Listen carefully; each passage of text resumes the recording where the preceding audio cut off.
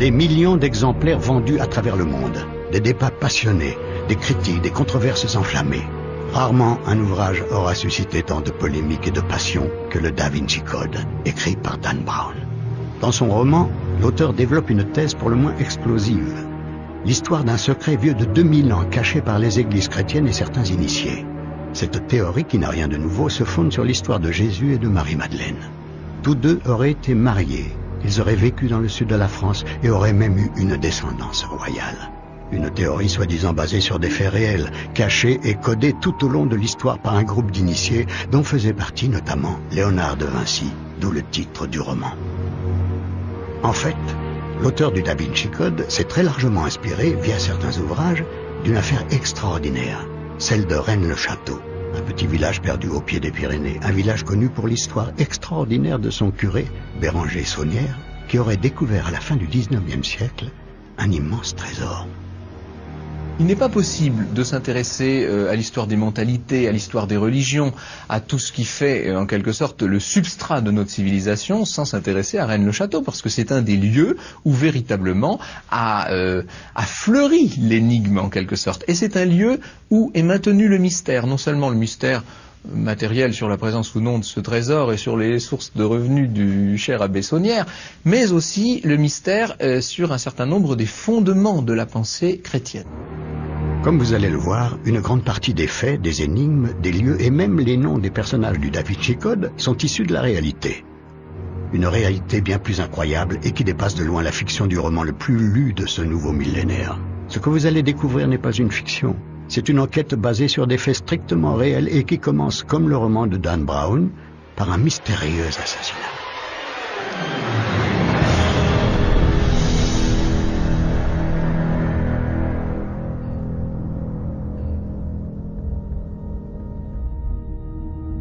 En 1897, dans la commune de Custosa.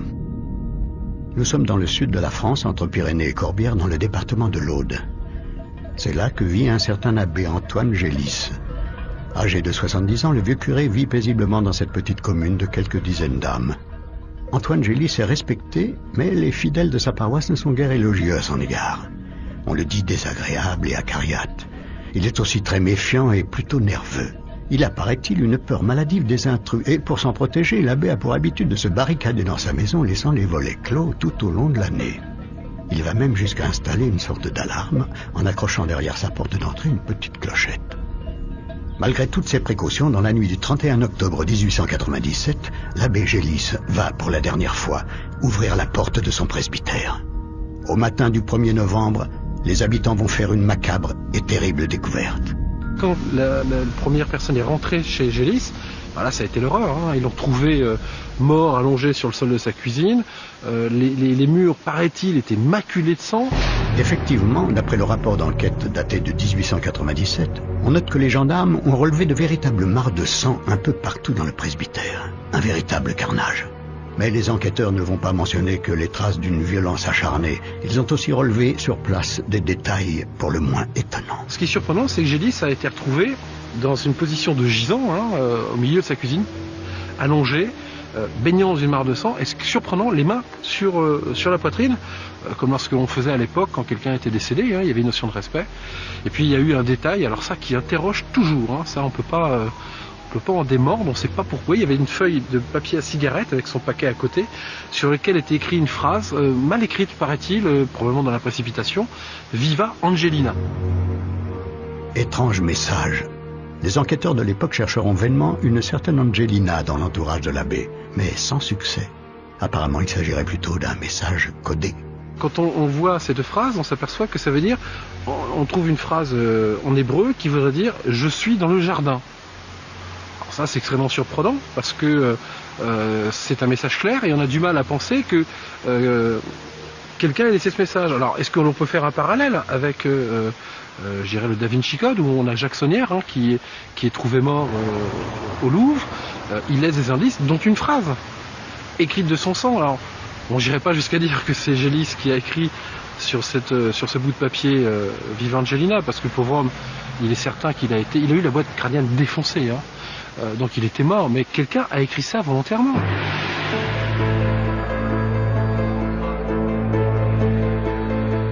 un élément mystérieux qui n'est pas le seul à laisser perplexes les enquêteurs.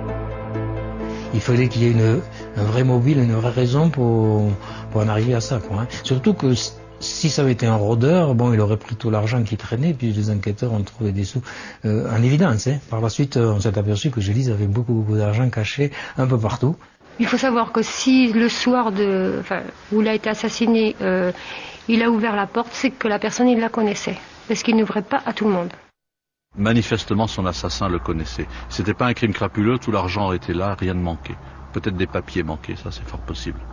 Là, Gélis a été massacré parce qu'il semblerait que quelqu'un cherchait quelque chose de précis, et il y a même une hypothèse qui dit qu'il aurait peut-être été torturé, c'est-à-dire qu'on voulait le faire parler. Et lorsque la police a vraiment commencé à enquêter, ils ont découvert dans des tiroirs des billets de banque qui étaient là. Donc le cambrioleur n'a pas manqué de les voir, ces billets. Il les a pas pris. Il y avait d'autres choses, des objets et autres qui n'ont jamais été volés. Donc on se rend très vite compte que le mobile du crime, c'est pas l'argent, c'est pas de voler de l'argent. Donc on n'est pas dans la notion du crime crapuleux, en tout cas pas dans le sens monétaire. Et la seule chose qui a été découverte, c'est une sacoche en cuir qui était fermée par des attaches plus ou moins en cuivre, comme ça se faisait à l'époque, qui a été arrachée, c'est-à-dire que les attaches ont été arrachées, et cette sacoche en cuir a été vidée. Alors, beaucoup de gens disent c'était probablement parce qu'il y avait des documents importants qui ont été volés. On peut aussi imaginer qu'il y avait des billets de banque, hein, mais ça tiendrait pas à la route, excusez-moi l'expression, mais pourquoi ? Parce que pourquoi prendre des billets de banque dans une sacoche et pas ceux des tiroirs et autres ? Alors que dans une sacoche, qui à l'époque, je vous rappelle, on appelait souvent ça un portefeuille d'ailleurs, hein. Donc portefeuille, on y mettait des documents que l'on vous gardait ou qu'on voulait transporter avec soi toujours parce qu'on en avait besoin. Donc on peut imaginer que cette sacoche contenait des documents, et c'est ce qu'ont pris, semble-t-il, les ou le cambrioleur. À ce jour, ce meurtre reste non résolu et la gendarmerie a depuis bien longtemps classé cette mystérieuse affaire. Une chose est pourtant presque certaine, l'abbé Gélis connaissait bien son assassin. Mais qui, dans l'entourage du vieux curé, aurait pu commettre un tel acte de barbarie ? Antoine Gélis connaissait bien et côtoyait régulièrement deux autres abbés, deux très étranges curés de campagne officiant à quelques kilomètres de là, l'abbé Boudet et l'abbé Béranger Saunière. Saunière, le nom de l'un des personnages clés du Da Vinci Code. Gélis était un intime de Béranger Saunière. C'était pas quelqu'un de très aimé, Gélis, dans son village. C'était un prêteur à gages, c'était un homme qui était méfiant, c'était pas un bon prêtre, il était pas très apprécié. Mais il fréquentait assidûment Saunière, de même que l'abbé Boudet. Il se retrouvait dans le coin Rolosé, ce coin dit des 4 Ritoux. Les Ritoux en patois ici c'est les curés, le coin des 4 curés, qui est à peu près à mi-chemin de leur paroisse. Ils se retrouvaient à cet endroit-là, ils emmenaient leur pique-nique et ils passaient des après-midi à discuter ensemble. Boudet, Gélis, Saunière, c'est le trio. Un bien curieux trio. Après Gélis, le mystérieux curé assassiné, intéressons-nous à l'abbé Boudet. Lui aussi un bien étrange personnage. Un homme qui, contrairement à l'abbé Gélis, était très apprécié par ses fidèles. Henri Boudet vit à cette époque à Rennes-les-Bains, une ville thermale réputée où il officie depuis 1872. Après son arrivée dans la commune, l'abbé Boudet va se mettre à la rédaction de 2 livres, 2 ouvrages énigmatiques qu'il publiera à compte d'auteur et qui sont pour le moins édifiants. C'est un homme, c'est un lettré, hein, c'est quelqu'un de très intelligent, passionné par la minéralogie et l'histoire de sa région. Ça, c'est fondamental. Il avait vraiment des activités très très pointues dans ce domaine-là. Il était reconnu comme étant quelqu'un de bien placé dans les sociétés lettrées de la région, aussi bien carcassonnaise, mais également à Paris. Hein. Il était en relation avec les sociétés, je dirais, intellectuelles de Paris, des belles lettres. Il échangeait des textes. Et puis, tout d'un coup, on ne sait pas ce qui lui prend. Cet homme qui était réputé pour un grand lettré et respecté comme tel, il écrit un livre. Il écrit un livre qui s'appelle La vraie langue celtique ou le cromlech de Rennes-les-Bains. Cromlech, je le rappelle rapidement, hein, Cromlech c'est un ensemble de menhirs, on va dire, de pierres dressées qui forment un cercle.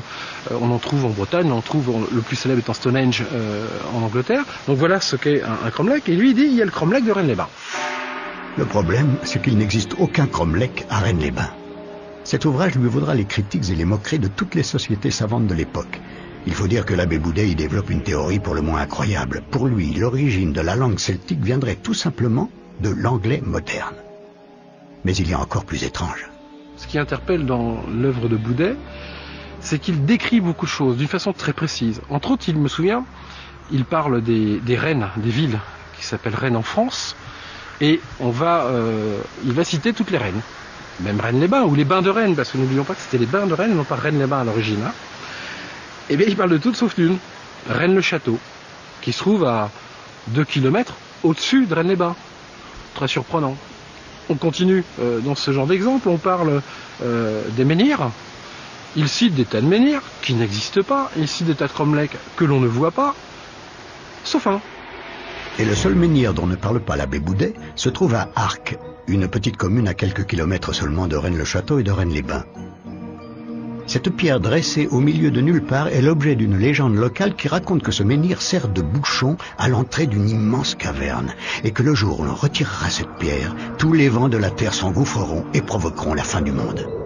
Mais revenons à l'abbé Henri Boudet, mort en 1914.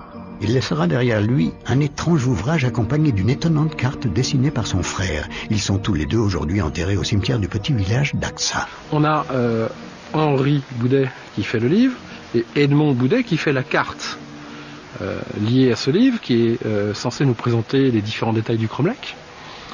Son frère, lui, on le voit jamais. Henri Boudet, on le voit à travers son livre, mais Edmond Boudet, il est toujours en arrière. Et ils sont réunis à travers la mort, dans ce tombeau. Et même sur la tombe, le mystère continue.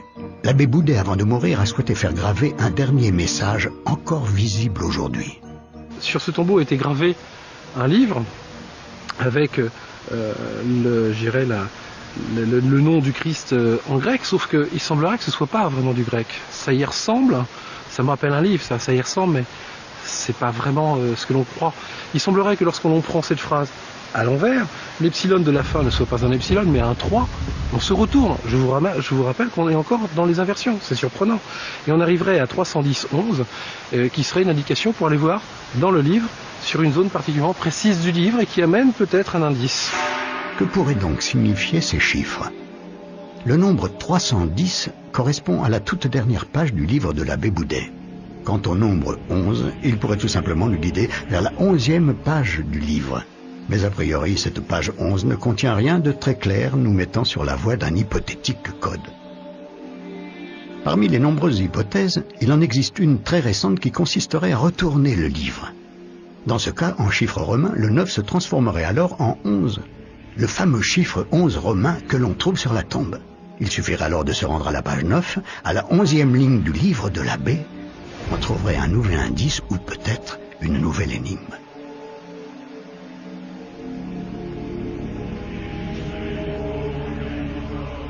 Quelles que soient les hypothèses, il paraît donc très clair qu'Henri Boudet aurait volontairement tenté de nous laisser des énigmes. Des énigmes assez semblables à celles que l'on retrouvera près d'un siècle plus tard dans le roman de Dan Brown.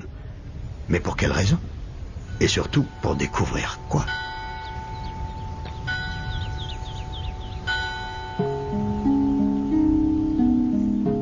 Deux simples curés de campagne et déjà deux histoires peu banales. Pourtant, le plus incroyable reste à venir. À peine à 3 km de Rennes-les-Bains vit à la même époque un autre homme d'église, probablement le plus énigmatique des trois. Il s'agit de l'abbé Saunière. Il vivait à Rennes-le-Château, le village étonnamment oublié par Henri Boudet dans son ouvrage sur les villes et villages portant le nom de Rennes. Béranger Saunière, un homme très ambitieux, très énergique, à la carrure imposante et qui va marquer à jamais l'histoire de ce petit village perché sur une colline de l'Aude. C'était un gaillard, disons, qui devait voisiner 100,90 m, forte tête, qui employait tous les moyens pour arriver à ses buts et à ses objectifs. Je pense que les gens du village admiraient le prêtre, peut-être en le craignant un peu. Béranger Saunière est un voisin, il est né à Montazel. C'est le fils d'une famille de notables du coin. C'est pas le fils de pauvres petits paysans, hein. C'est des gens qui ont une bonne aisance. Mais il connaît bien l'endroit, il venait chasser, pêcher ici sur le territoire de la commune quand il était gosse. Et en fait, il parle patois, tout le monde le connaît depuis longtemps, et il vient occuper un poste de prêtre. Point. Sa mission au départ ici est purement, je dis bien au départ, lorsqu'il arrive, purement purement la mission d'un prêtre, d'un curé de campagne. À son arrivée en 1885, le jeune abbé va découvrir sa nouvelle église dédiée à Marie-Madeleine depuis près de 1000 ans. Il trouve une église en fort piteux état, ça c'était pas le premier à s'en apercevoir, les prêtres précédents l'avaient signalé aussi, et donc il va se lancer dans la restauration peu de temps après son arrivée, disons un an après, dans la restauration de son église. Et pour restaurer son église, évidemment, il frappe à la porte du maire, mais le maire lui dit qu'il n'y a pas d'argent. Donc s'il n'y a pas d'argent, et s'il veut restaurer l'église, il faut qu'il aille chercher de l'argent ailleurs. Et alors chercher de l'argent ailleurs, c'est assez dur, malgré qu'à l'époque, on était quand même plus d'honneur qu'aujourd'hui. Qu'est-ce qu'il fait? Il lance, pas une souscription, on pourrait appeler ça même une souscription, mais il demande aux gens de l'aider à restaurer son église. Lui-même va investir ses maigres économies, 600 francs il avait en montant, et donc il n'était pas fauché en arrivant ici. 600 francs or, ça représente quand même une petite somme. Cet argent, il va l'investir pour restaurer la toiture, pour qu'il ne pleuve plus dans l'église, et il va commencer les restaurations du presbytère, mais il n'a pas de moyens. L'église en partie rénovée voit donc revenir les fidèles. L'abbé Saunière va très vite se mettre à prêcher et à défendre la cause royaliste. Ses discours enflammés pour motiver ses fidèles à voter contre les républicains de l'époque vont lui valoir une sanction sévère. L'abbé Saunière va devoir quitter le village de Rennes-le-Château durant quelques mois et va se voir privé de tout revenu. En attendant, il sera hébergé à Narbonne. 3 mois plus tard, la sanction levée, il reviendra à Rennes-le-Château. Et c'est au retour de Narbonne que tout va changer. Là, de Narbonne, il revient, il était au petit séminaire comme répétiteur, et il revient avec une somme d'argent importante, 3000 francs, or toujours. Ça représentait à peu près 5 années de salaire du prêtre. Cet argent lui a été donné pour restaurer son église, et lui a été donné, si on le voit dans ses comptes, il le met, don de Madame la Comtesse de Chambord. Et c'est là que, à mon avis, tout démarre. C'est à partir de ce don de la Comtesse de Chambord. Qui était-elle? C'était la veuve de l'héritier au trône de France, qui aurait dû régner sous le nom d'Henri V, Chambord, mort quelques années auparavant. Et puis, ce qui est très important, très intéressant, c'est que par ses liens familiaux, elle est reliée au Habsbourg. C'est une proche parente de l'empereur d'Autriche. Donc, la première fois qu'on donne de l'argent à Béranger Saunière, c'est pas n'importe qui lui donne. Aidé par ce trésor inespéré, l'abbé Saunière va immédiatement entamer des rénovations importantes dans son église. Et curieusement, il ne commencera pas par les travaux les plus urgents. La première chose donc qu'il fait, c'est bien la démolition du maître-autel. Ça, les gens de Rennes, qui ont disparu aujourd'hui, dont mon père se souvenait bien de l'année, d'ailleurs il le mentionne, c'est en 87 donc qui remplace l'antique maître-autel dont il donne une description. Il dit que c'est une pierre brute soutenue par 2 piliers dont un sculpté. Le fameux pilier sculpté qu'on retrouve par la suite devant l'église. Par le plus curieux des hasards, le choix de l'abbé Saunière de commencer ses travaux par le maître-autel va lui permettre de faire une première découverte. Dans un des 2 piliers, il y a ce qu'on appelle une ouverture, je dirais, un trou dans le sommet du pilier qui est découvert. Et là, il semblerait qu'il découvre probablement des reliques, des os, de ce genre de choses. C'était assez fréquent puisque quand une église était créée, et l'église était créée quand l'évêque venait de la bâtir, on insérait des reliques quelque part dans l'église, souvent c'était dans la première pierre, mais là ça a été fait dans le pilier pour pouvoir consacrer cette église au saint. Se pourrait-il que Béranger Saunière ait découvert des reliques ayant un lien avec Marie-Madeleine, l'église du village étant dédiée à la sainte depuis presque un millénaire? Les travaux vont continuer et très vite le curé, aidé par quelques gens du village, va faire une nouvelle et bien plus importante découverte. C'est-à-dire que mon arrière-grand-père dit que lorsque les maçons ont démoli, on suppose donc que c'est la chaire, il a vu dans un vieux balustre en bois une entaille qui s'était entrouverte et à l'intérieur il y avait une fiole, un rayon de soleil a fait un éclat lumineux, il a vu donc il y avait une petite fiole qui contenait un document. Et il va porter ce document à l'abbé Saunière, sans savoir ce qu'il va devenir par la suite. L'abbé Saunière a dû lui dire merci mon brave, ça c'est certainement quelques reliques qui se trouvent là. Grâce à ce que contenait ce message, il va se diriger au fond de l'église, il va montrer à 2 maçons qu'il a fait appeler pour l'aider une grande dalle sur le sol, qui n'a aucune marque particulière, il leur demande de la soulever, il la soulève, et puis première surprise, la dalle, la partie qui est enfoui, qui est retourné face contre terre et richement sculpté. C'est un très beau bas-relief d'époque carolingienne, ça c'est la première surprise. Deuxième surprise, dessous c'est une sépulture, il y a des gisants, il y a des morts qui sont là. Et Saunière, sans hésiter, à ce moment-là, descend, alors ça c'est le récit des deux témoins, hein. Il descend dans la sépulture et il remonte au bout de quelques instants avec une houle, c'est-à-dire une marmite pleine de pièces d'or et de bijoux. Il est un peu embarrassé d'avoir ses témoins, il essaye de leur faire croire que c'est des médailles de Lourdes sans valeur. Les gars ont bien vu qu'il s'agissait de louis d'or, il les congédie, ils vont casser la croûte au presbytère, il dit je vous rejoindrai, il ne les rejoint pas pour déjeuner, et lorsqu'après le déjeuner ils se rendent à l'église, la porte est fermée. Et à travers la porte, il leur dit, j'ai plus besoin de vous, rentrez dans vos foyers, je dois en référer à mon évêque, c'est important ce qu'on a trouvé. Et à partir de ce moment-là, il va continuer ses fouilles tranquillement dans l'église. Et le seul témoin qu'il y aura à partir de ce moment-là, c'est Marie Desnarnaud, sa blonde. Marie Desnarnaud. La jeune servante du curé va non seulement être le témoin des futures découvertes de l'abbé, mais elle va également l'aider à creuser dans le cimetière. Il va fouiller dans le cimetière. Ça c'est formel, puisqu'en 1895, il a deux plaintes de la mairie, donc qui sont adressées à la préfecture et à l'évêché. Ils ne comprennent pas, les gens qui aimaient bien Saunière ne comprennent pas pourquoi il fait des choses pareilles, c'est-à-dire il fait des trous dans les cimetières, il déplace des tombes. Une attitude pas très catholique pour le curé du village. Et pourtant Béranger Saunière ira encore plus loin, puisque l'on peut voir encore aujourd'hui une stèle sur laquelle l'abbé aurait volontairement cherché à effacer certaines lettres ou endommager certaines parties. Saunière aurait donc suivi un véritable jeu de pistes à travers l'église, puis le cimetière, pour finalement découvrir quelques rouleaux de parchemin. Une véritable course au trésor pour quelques morceaux de papier.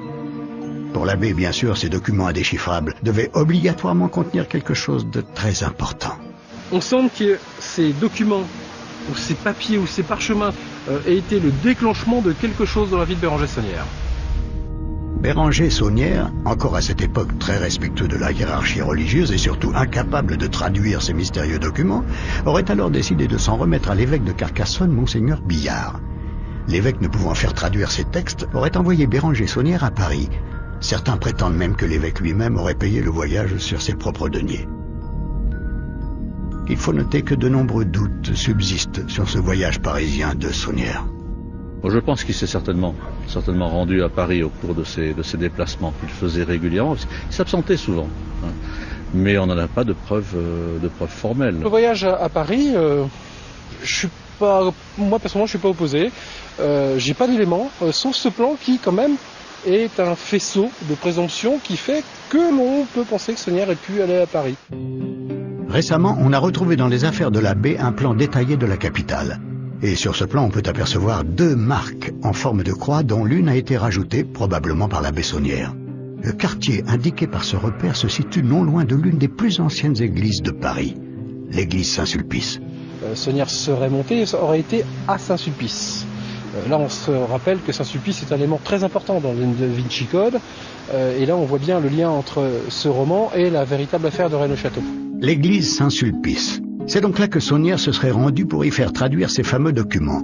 Il aurait été accueilli par l'abbé Biel, le directeur de Saint-Sulpice, et ce dernier l'aurait orienté vers son petit-neveu, Émile Hoffet, un jeune homme d'une vingtaine d'années passionné par la paléographie, la science des écritures anciennes. Saunière aurait donc séjourné à Saint-Sulpice et se serait probablement intéressé à l'une des nombreuses curiosités que compte le monument, à commencer par le gnomon. Le gnomon est une sorte d'obélisque monumental, traversé en son milieu par une ligne de cuivre. Un immense outil astronomique installé là pour déterminer précisément la date de Pâques et les équinoxes. Le fil de cuivre courant sur le sol de l'église serait une représentation concrète du fameux méridien de Paris. Rien de bien mystérieux dans cette grandiose horloge solaire, si ce n'est pour l'auteur du Da Vinci Code. Pourtant, il existe bien des énigmes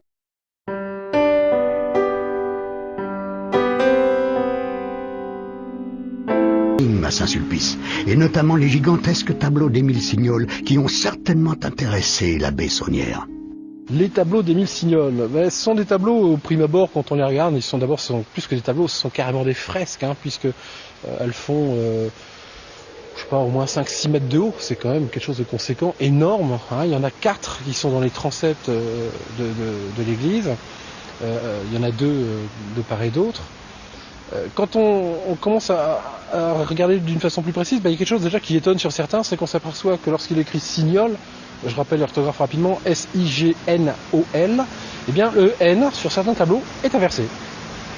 C'est-à-dire qu'il est écrit d'une façon inverse des autres. Et ce qui est surprenant, c'est qu'en général, il y a un tableau signé Signol avec un N inversé. Celui d'en face, qui est aussi un tableau de Signol signé Signol, le N est normal. Et quand on va de l'autre côté du transept, on a la même chose, mais là aussi inversé. Et j'ai un de mes amis qui m'a fait remarquer une chose que je n'avais pas vue parce que je suis pas très grand, mais lui il avait des moyens optiques, il a pu me faire voir sur le haut du tableau où d'habitude sur la crucifixion on voit Jésus de Nazareth, roi des Juifs.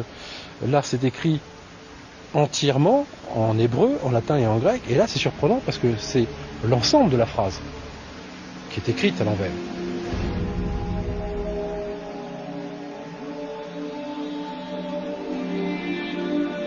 Là, ça pose question. Pourquoi cet homme, Signol, qui a fait ses fresques, a écrit entre autres cette phrase à l'envers, mais a signé en inversant son N?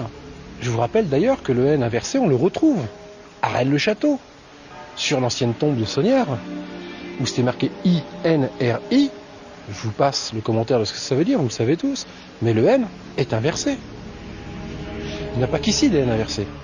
Mais maintenant, la question se pose, c'est que veut dire ce N inversé? Pourquoi un peintre comme Signol signe de deux façons différentes 4 tableaux? Sachant que il n'était pas idiot, ce monsieur Signol. Il savait écrire. Donc son N inversé, il l'a fait consciemment. La question c'est, pourquoi? L'abbé Saunière connaissait-il les clés de cette nouvelle énigme? Toujours est-il que notre abbé aurait profité de son séjour parisien pour visiter l'un des lieux les plus importants du Da Vinci Code, le musée du Louvre. Il serait tombé sous le charme de la célèbre Joconde de Léonard de Vinci, un tableau codé d'après le roman de Dan Brown. Mais c'est un autre chef-d'œuvre pictural qui intéressa sûrement beaucoup plus l'abbé Saunière. Les bergers d'Arcadie de Nicolas Poussin, un tableau que l'on retrouve gravé à l'envers dans le centre de l'Angleterre, dans le parc de Shugborough. Le tableau, comme la gravure qu'aurait ramené l'abbé Saunière de Paris, représente 3 bergers et une femme trop richement vêtue pour être une bergère, autour d'un sarcophage de pierre où l'on peut lire l'inscription latine « Et in Arcadia ego », que l'on peut traduire par « Moi aussi, j'ai vécu en Arcadie ». Le hasard veut qu'à quelques kilomètres de Rennes-le-Château, l'on trouve la commune d'Arcas, désormais appelée Arques.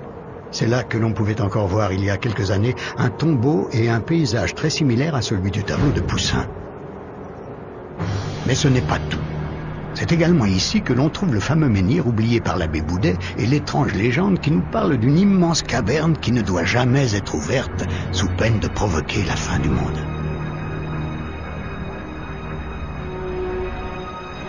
Après son séjour parisien, l'abbé Saunière aurait regagné son village perdu de l'Aude, avec dans ses bagages une reproduction du tableau de Nicolas Poussin et probablement les fameux documents dont on ne sait s'ils ont pu être traduits. Ce qui est certain, c'est que dès son retour à Rennes-le-Château, Béranger Saunière va entreprendre des travaux démesurés comparés à la taille du village.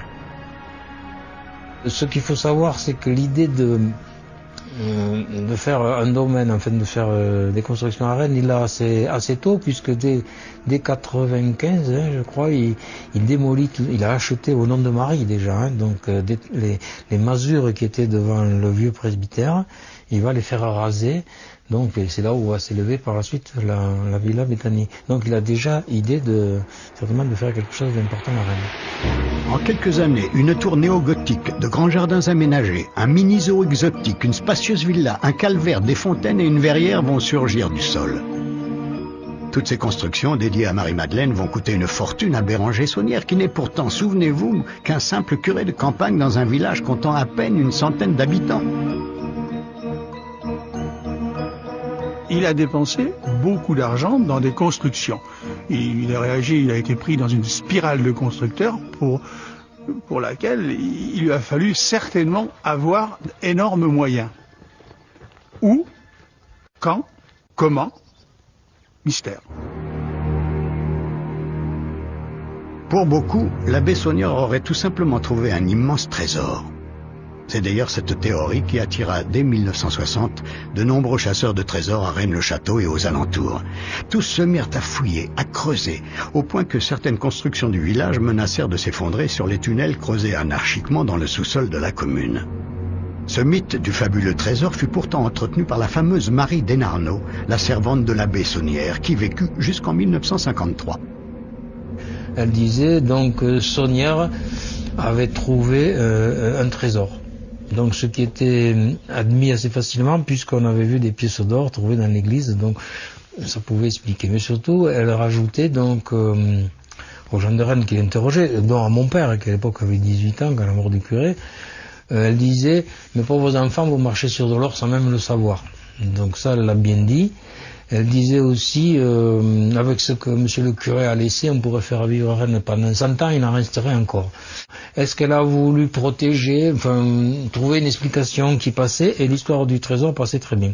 Les gens acceptaient, puisqu'ils avaient vu ça, bon, le curé était riche, voilà. Je ne crois pas à cette théorie de trésor qui l'a aidé à construire ce que nous voyons aujourd'hui. Et quand on voit dans tous ces cahiers de comptes, et ça on les a aujourd'hui, qu'il met un temps infini et qu'il est relancé sans arrêt pour payer, honnêtement, s'il avait eu l'argent qu'on lui attribue, eh bien, je ne sais pas s'il aurait attendu tant de temps. Hein.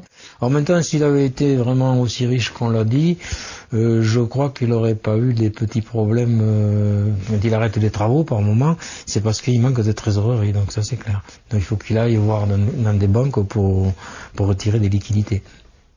On voit que de l'argent rentre sur ces cahiers de compte, et c'est à ce moment-là qu'il rembourse les factures. Donc, autrement dit, il attend qu'on lui donne de l'argent pour payer ce qu'il doit. Il était en rapport épistolaire avec une banque à Budapest, la banque Fritz Dorsch. J'ai retrouvé ça dans ses papiers. C'est intéressant quand même pour un curé de campagne. Il n'y aurait donc pas de fabuleux trésor à Rennes-le-Château. Pourtant, l'histoire très chargée de ce village pourrait laisser penser que certaines civilisations auraient pu y enfouir leurs richesses. À commencer par les Visigoths, un peuple de guerriers qui envahit une grande partie de l'Europe au 5e siècle de notre ère et qui avait fait de Rédé, l'ancien nom de Rennes-le-Château, l'une de leurs places fortes.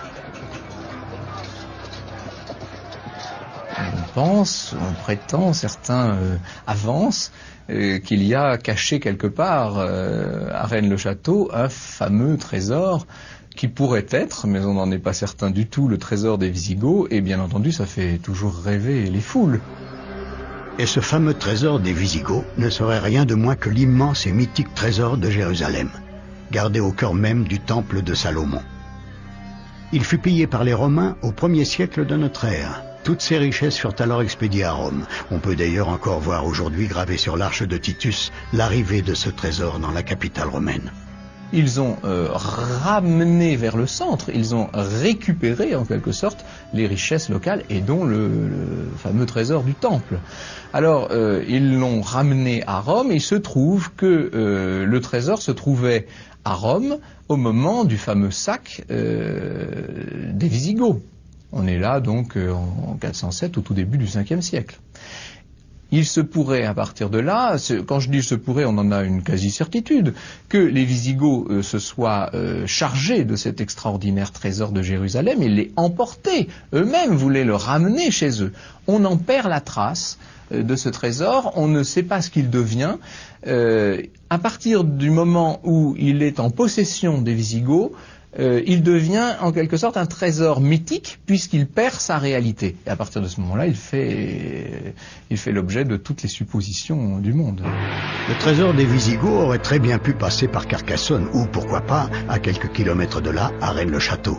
Là même où des siècles plus tard, l'abbé Saunière aurait découvert de mystérieux documents. Ce qui est intéressant avec ce trésor, ce trésor de Jérusalem qui a tant fait fantasmer depuis 2000 ans, c'est qu'il est composé non seulement d'un certain nombre de richesses matérielles, qui ont notamment beaucoup intéressé les historiens allemands du 19e siècle. Vous voyez, il y avait véritablement là, je dirais, une sorte de fascination pour l'or, tout simplement, pour les extraordinaires éléments matériels du trésor. Mais il y a aussi toute la dimension spirituelle, un certain nombre d'écrits notamment, qui sont parmi les fondements même du judaïsme et qui comportent une part de témoignages plus récents sur ce que nous appelons le Nouveau Testament, qui donc pourrait donner un certain nombre d'éclairages sur les évangiles et sur la vie du Christ.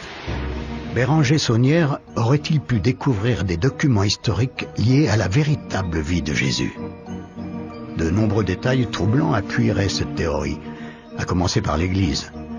L'abbé Saunière fit inscrire sur le fronton une phrase en latin, « Terribilis est locus iste », ce qui signifie « ce lieu est terrible ». Un accueil plutôt étrange qui se poursuit dès l'entrée avec une statue d'un diable qui scrute les fidèles d'un regard terrifiant. D'autres questions se posent aux visiteurs comme ces deux enfants Jésus, l'un porté par Joseph, l'autre par Marie. Et puis il y a cette incroyable station 14 où l'on découvre la mise au tombeau du Christ de nuit. Un sacrilège pour la religion juive et l'Église catholique qui n'enterre jamais ses morts après le coucher du soleil. Alors pourquoi l'abbé aurait-il fait peindre cette pleine lune? Et puis il y a Marie-Madeleine omniprésente que l'on retrouve sur l'autel face à une croix faite d'un bois vivant et comportant de nombreux bourgeons. L'abbé Saunière y aurait également rajouté personnellement le paysage énigmatique que l'on peut voir à gauche de la Sainte.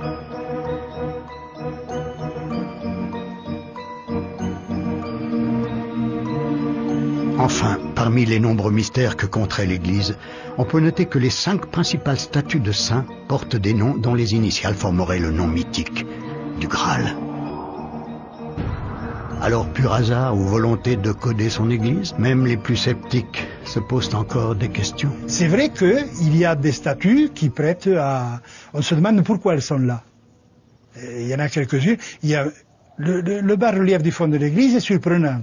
Il est surprenant parce que une si petite église avec un bas-relief aussi large et aussi grand, on se demande pourquoi. Il faut quand même le reconnaître. Derrière, il y a une fresque qui est magnifique d'ailleurs. On dirait un tableau de maître. Je ne sais pas si les gens l'ont regardé parce qu'ils ne regardent que le rond de bosse qui est devant, mais ils ne voient pas la beauté du tableau qui est derrière, qui fait la largeur de l'église. La chose personnellement qui me semble la plus étonnante, c'est en dépit de la démultiplication des scènes liées à Marie-Madeleine, l'oubli de la scène la plus essentielle de sa vie, c'est-à-dire le moment où Jésus ressuscité lui apparaît. Encore une fois, cet oubli presque impensable pour un curé de cette époque pose de nombreuses questions. On imagine un envers de la vie de l'abbé, une vie cachée, et il aurait pu avoir accès à certaines informations concernant un secret qui concernerait Marie-Madeleine. Mais que sait-on exactement de Marie-Madeleine? Qu'en pensent les historiens? Qui était-elle pour l'Église? Marie-Madeleine pour l'Église est une femme de mauvaise vie, prostituée ou courtisane, qui, en rencontrant Jésus, s'est convertie au christianisme. À partir de là, elle a une place importante auprès de Jésus, qu'il aurait guéri des 7 démons qu'il a possédés, et une place importante au point qu'il l'a choisi pour être le premier témoin de sa résurrection, puisque selon Marc et selon Jean, c'est à elle que Jésus ressuscité apparaît en premier, et c'est elle qui va charger d'annoncer la nouvelle de sa résurrection à l'ensemble des autres disciples. Il est très difficile de savoir ce qu'était Marie-Madeleine pour le Christ. Certains ont prétendu qu'elle était tout simplement sa femme. Effectivement, la position sociale, l'appartenance ethnique et religieuse du Christ laissait entendre qu'il aurait dû être marié, effectivement. Et que, à partir du moment où Marie-Madeleine apparaît assez régulièrement sur son parcours, il aurait pu être marié à Marie-Madeleine. Mais rien ne permet de l'affirmer. C'est une supposition, c'est une possibilité qui, entre nous soit dit, si vous voulez, mon propre point de vue n'est pas tout à fait aberrante, mais sur laquelle on ne peut absolument rien fonder de définitif.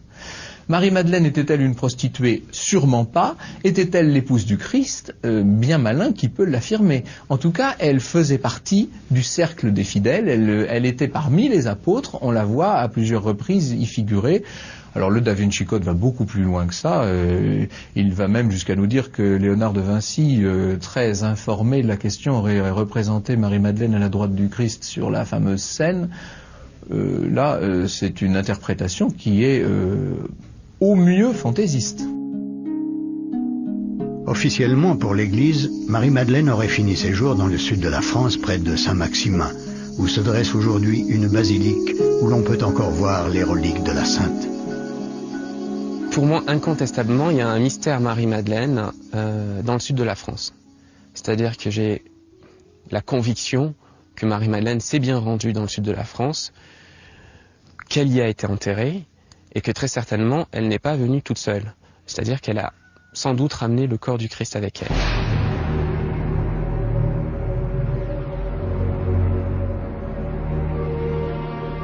De l'autre côté, il y a Saunière, qui voue un culte effréné à Marie-Madeleine. Il y a le fait qu'autour de lui, à cette époque-là, dans les environs de Rennes-le-Château, on a des gens qui appartiennent à l'église gnostique de Douanel et qui pensaient que Marie-Madeleine avait rapporté le corps du Christ en Gaule et l'avait caché à l'abri des hommes. On a le domaine de l'abbé qui, par certains côtés, par sa symbolique, se rattache au discours de ces milieux-là. La question qu'on peut se poser, est-ce que c'est une coïncidence, vu qu'on n'a aucun document qui avère de manière certaine que l'abbé Saunière ait fait des découvertes ou ait eu des rapports avec ces milieux, ou est-ce que les deux affaires sont liées? Personnellement, je ne vais pas me prononcer. Il apparaît cependant que le secret découvert par l'abbé Saunière était connu par quelques initiés qui ont, bien avant lui, codé cette explosive révélation. Se pourrait-il qu'aujourd'hui encore un petit nombre d'individus connaissent le contenu de ce secret? Le roman de Dan Brown parle d'un certain prieuré de Sion. Cette société secrète existe bien aujourd'hui, bien que ses statuts sous forme associative datent du milieu du XXe siècle. Nous avons rencontré celui qui se dit être aujourd'hui le secrétaire général du prieuré de Sion, Gino Sandri, qui a bien voulu nous donner son sentiment sur le Da Vinci Code, mais qui, vous allez le voir, fut embarrassé par certaines questions. Alors, le Da Vinci Code fait une description du prieuré de Sion qui est romanesque et qui n'a strictement aucun rapport avec la réalité. Je pense notamment au rituel qui est décrit et qui en aucune manière est un rituel du prieuré de Sion. L'école est gardien d'un grand secret? Je ne répondrai pas à cette question. Une attitude qui entretient encore un peu plus le mystère sur cette incroyable affaire. L'affaire de Rennes-le-Château, ce minuscule village qui a vu passer depuis près de 50 ans de très nombreuses personnalités.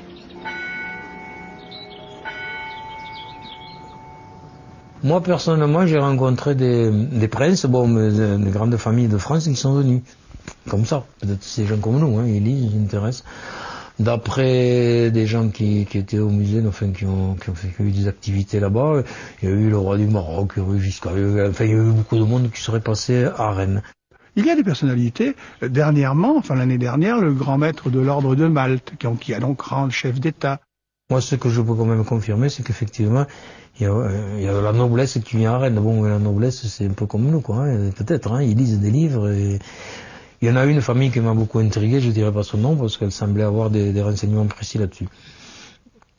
Ça, c'est vrai, d'une grande famille, donc qui ont laissé leur signature et tout d'ailleurs, et qui m'ont dit des choses assez intéressantes que j'ai pris peut-être, pour vrai, quoi, notamment sur le fameux tableau de Poussin.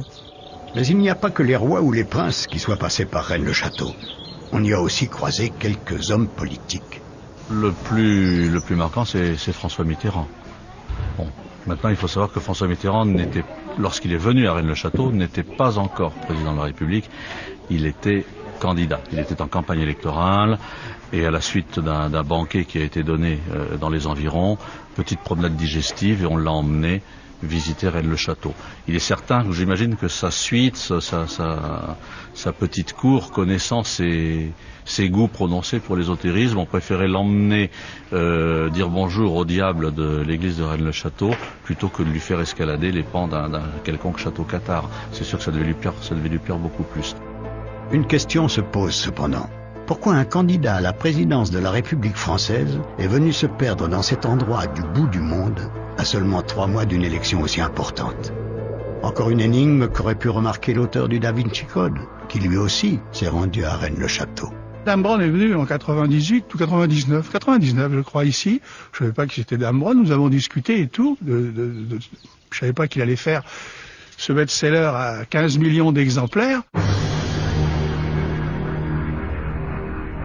Il apparaît donc clairement que le Da Vinci Code est un roman presque totalement inspiré par l'incroyable histoire de Rennes-le-Château et de son curé, l'abbé Béranger Saunière. Il a disparu un soir du mois de janvier 1917. Avant de mourir, on dit qu'il se confessa à l'abbé Rivière, qui, horrifié par ce qu'il venait d'entendre, lui refusa l'absolution. Béranger Saunière repose aujourd'hui au cœur de son domaine, mais il n'a peut-être pas emporté tous ses secrets dans sa tombe. Tout ce qu'il nous a laissé, tout ce qu'il aurait codé est encore visible à Rennes-le-Château et pourrait permettre à chacun de découvrir son véritable trésor ou son terrifiant secret. Mon intime conviction, c'est qu'on a largement dépassé le cadre d'une recherche de trésors en espèces sonnantes et trébuchantes, et que le véritable intérêt de cette histoire, il y a un véritable mystère. Saunière, ça j'en suis intimement convaincu, a été mandaté pour retrouver des documents explosifs, entre guillemets. Il en a pris connaissance, comme aurait fait tout un chacun. Il a peut-être même fait des copies. C'est peut-être ce qui était dans ce fameux tiroir qu'il a demandé à Marie Desnarnaud de détruire après sa mort, parce qu'elle a brûlé des papiers après la mort de Saunière. Il en a pris connaissance, et on voit très bien, vous savez, quand on le suit, moi je l'ai suivi un peu pas à pas. Non seulement j'habitais dans sa maison, mais je me suis imbibé du personnage, de ses écrits, de ses lettres. On a des brouillons, c'est sur un même sujet, il faisait 3 lettres différentes, il défendait son point de vue de différentes manières, il tenait un journal, et on se rend très bien compte qu'à partir du moment où il semble qu'il ait trouvé quelque chose, son attitude change. C'est un homme qui, de jovial, devient renfermé, devient méfiant, ne fréquente plus les gens du village et vit dans sa villa derrière les volets fermés. Donc il a trouvé quelque chose, il a promis le secret. En échange, on l'a payé. Le secret, il le tient, il ne le révèle pas. Mais en même temps, dans ses constructions, dans la décoration de l'église, dans la construction du domaine, il y a tellement de coïncidences, de choses bizarres et curieuses, qu'on a l'impression qu'il essaye, par-delà la mort, désespérément de faire comprendre quelque chose à ceux qui sont capables de comprendre ou qui sont capables d'assumer la nouvelle. Si c'était quelque chose de déstabilisant pour l'église, une version légèrement différente de celle qui nous a toujours été présentée, c'est un prêtre de conviction qui tombe dessus. Béranger Saunière était un prêtre qui avait la vocation. Mettez-vous à sa place. Il se dit, qu'est-ce que je fais? Au nom de la vérité, je révèle ça et je déstabilise la foi, les croyances de millions de gens, de petites gens pour qui cette religion est le seul secours dans la vie. Est-ce que j'ai le droit de faire ça?